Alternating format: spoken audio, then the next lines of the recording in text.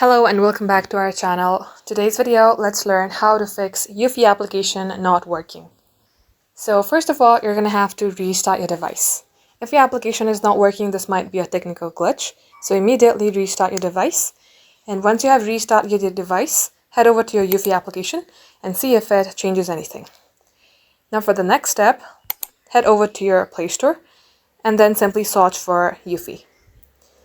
So go to the search button, type in Eufy app or simply Eufy. And if you see update here, tap on update. If you see open, that means your application is already updated. Leave that as it is. Long tap onto your Eufy app, then tap on the I button. Now here scroll below, then tap on storage.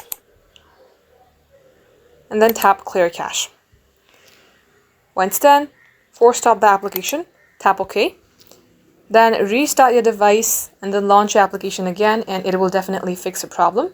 If it's still not working, then simply reinstall this application after uninstalling it. Thank you for watching. We will catch up in our next upload.